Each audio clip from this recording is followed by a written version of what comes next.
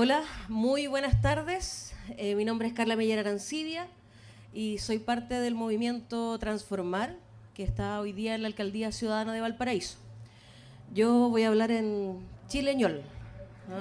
Los chilenos y chilenas tenemos formas rápidas de hablar, sin eses, así que también voy a apelar a la comprensión. La Alcaldía Ciudadana llega el 2016 a gobernar Valparaíso.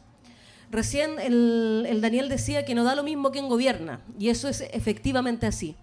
Valparaíso, siendo una ciudad con mucha potencia, finalmente había sido una ciudad depredada por el mercado, por las inmobiliarias, por un duopolio que se negaba a dejar de abastecerse de la riqueza de esa ciudad. Finalmente, la elección del alcalde Jorge Charp rompe ese duopolio y empieza en Valparaíso una nueva forma de pensar las relaciones políticas dentro del territorio, donde esta dicotomía de la inclusión versus la exclusión, de quienes no estaban siendo parte de los gobiernos, quienes no estaban siendo parte de los espacios de toma de decisión, pueden empezar a hacerlo. Una experiencia importante fue, por ejemplo, el Plan Regulador Comunal, que es un instrumento de planificación territorial que se realiza de manera participativa con los vecinos y las vecinas.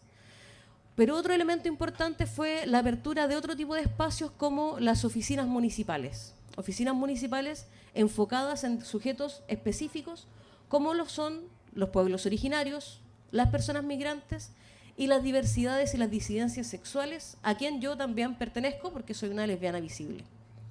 Desde ese momento empezamos a pensar cómo incorporar, porque precisamente a propósito de que la gestión social de lo común no lo da el Estado ni tampoco el mercado, es porque este tipo de Estado que hemos tenido hasta ahora no lo ha permitido, porque es un Estado muchas veces corrupto, neoliberal, patriarcal y por sobre todo invisibiliza muchas veces y entiende de manera distinta la participación.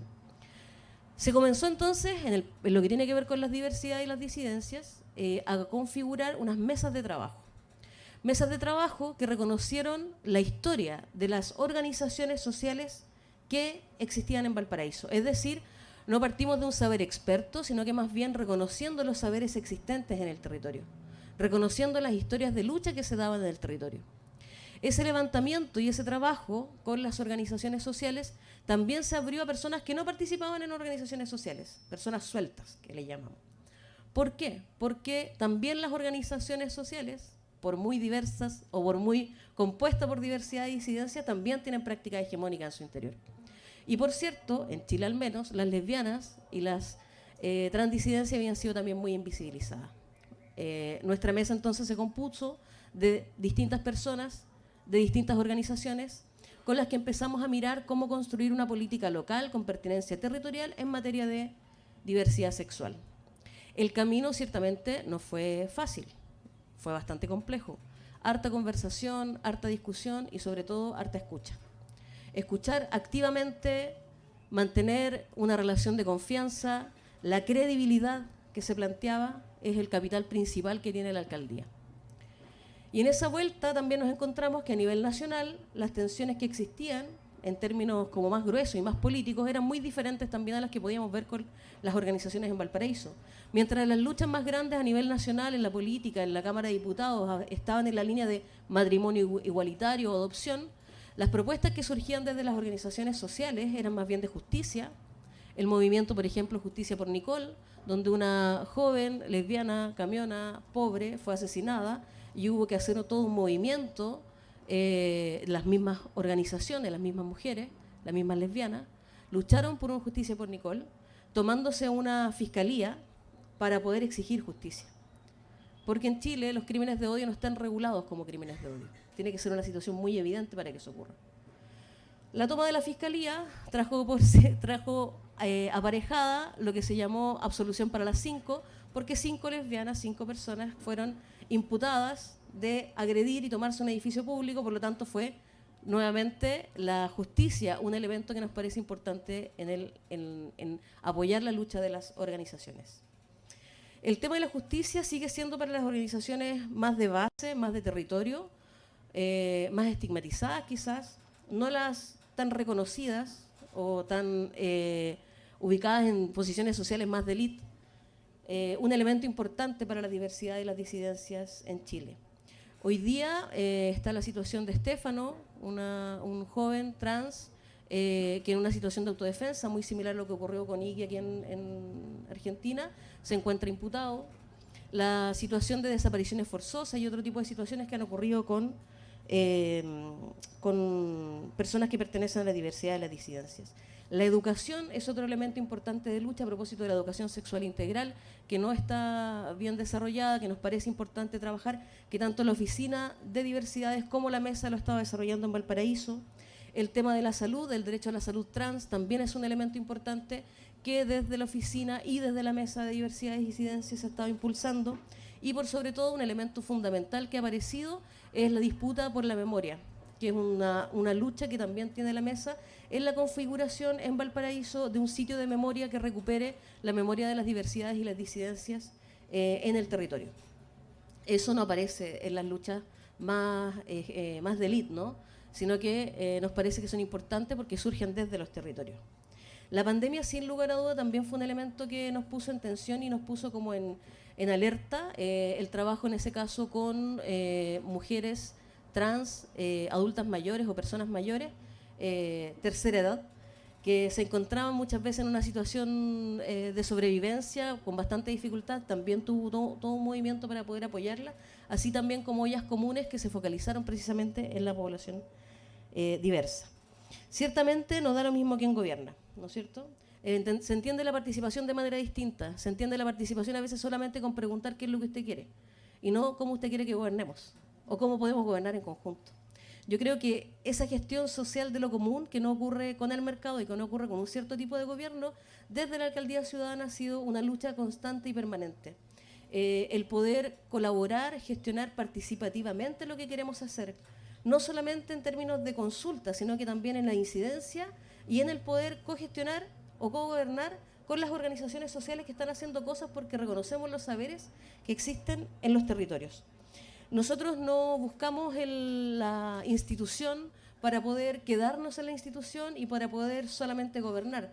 Buscamos que las instituciones sean un instrumento de transformación, porque la forma de relaciones sociales que hoy existe en los territorios es una forma opresiva y tratamos de que esa forma opresiva no se siga reproduciendo, sino que más bien podamos tener espacios de producción social en los territorios que reconozcan distintos tipos de producciones y no solamente la económica, sino que también la producción de salud, la producción de educación, la producción de bienestar, la producción de seguridad, la producción del reconocimiento de todos los que pueden habitar en los territorios.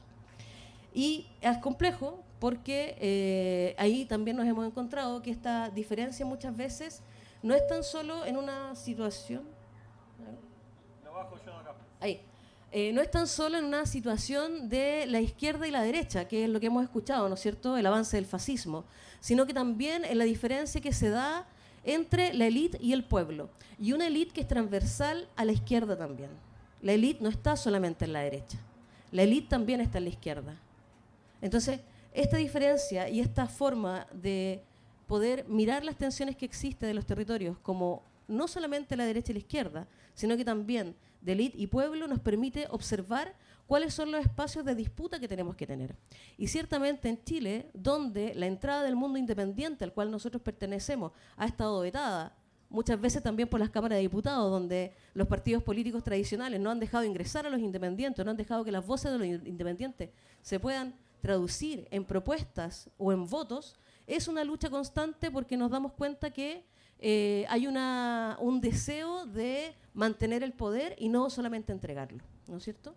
Y esa búsqueda de poder disputar no es disputar por disputar, no es poder solamente un alegato o una forma inconsciente de reclamo, sino que tiene que ver con el derecho a que cada persona pueda tener y sostener para poder tomar decisiones de los territorios que la habitan más allá de un voto. Y eso nos parece que es muy importante. No da lo mismo quien gobierne.